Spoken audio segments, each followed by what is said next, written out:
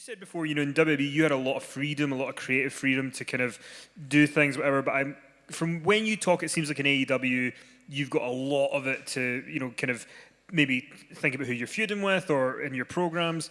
Is that one of the things that's kept you so excited and interested in AEW, that you've been able to be so involved? Absolutely. And once again, I don't think I'd be wrestling full time if there was no AEW. Because WWE, like I told you earlier, I was just kind of over it. I would have stayed in New Japan, but then the lockdown came. I wasn't going to go sit in a hotel room for 14 days to have a match in front of nobody. So who knows what might have happened if there was no AEW. Doesn't matter what might have happened. What did happen is AEW was created. It was a success, and I became just so falling back in love with wrestling again. But also, too, with great power comes great responsibility. Is that the Spider-Man line?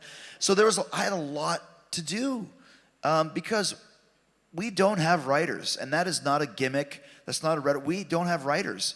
Tony books the show for everybody except for the ones that give ideas. So from day one, I write 3 months, 4 months of programs out, and like I said earlier, let the story lead me. If somebody gets injured or whatever happens, or let's go over here for a while.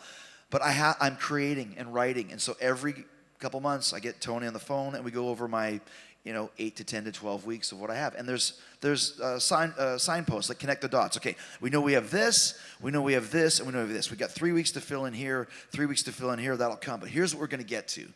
So that makes it great, because the one thing in WWE was a lot of times it'd be like, draw me a picture. What would you like a picture of, Vince? A cow. Okay.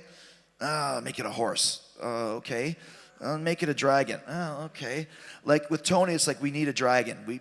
It might be a green dragon. It might be a red dragon. It might be a fire dragon. But at least we know where we're going with it. So I loved working with Vince. And I did work with Vince. But it's writers. And every Monday or Sunday, the writer would call you and say, here's what you're doing this week.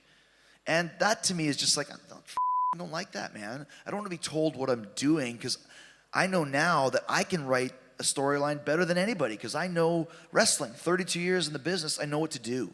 I know people's characters and what you guys like to see or what you don't like to see. So it makes it so much more alive to write these stories. And once again, I don't take a lot of, stock into it, but the people are always like, it's too long, it's too short, it's too fat, it's too skinny, it's too white, it's too black, it's too whatever. Like the Eddie Kingston thing, and it's like, well, Eddie should have got the pin. It was the blow off of the Jericho feud at Blood and Guts. How do you know it's the blow off of the Jericho feud? Well, how can you beat Blood and Guts? How can you? I know how, and you'll find out about it over the next few weeks. So there's always a place to go with it. And there's always the culmination of a story and leading into the next one. I've got a lot of ideas.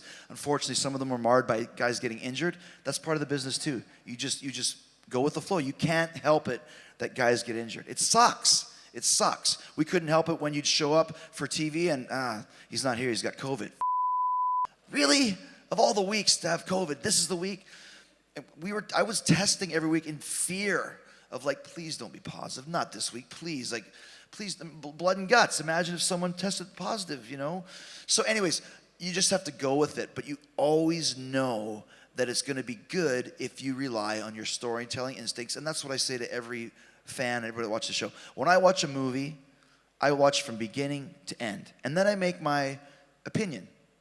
I watch Titanic, and it starts here, and it ends here, and it's long. But when it's done, it's like, that was a really good story. That was worth every minute. So if you ever don't like something that I'm doing, if it's in the middle of it, just shut up and watch. There's a beginning, there's a middle, there's an end. Don't ask what the end is before it happens, because I'm not going to tell you, but don't get mad at me if you go, that sucks. It's not over yet, you idiot. Just watch the show. Shut up.